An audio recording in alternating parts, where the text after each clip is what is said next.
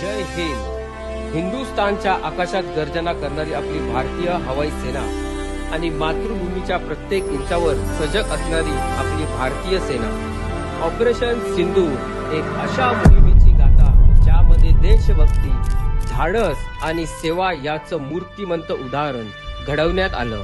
आमच्या परळ सार्वजनिक उत्सव मंडळाने 2025च्या गणेश उत्सवाकरिता एका अनोखा उपक्रम राबवला आहे. भारतीय सैन्य आणि हवाई सेनेला मानाचा मुजरा.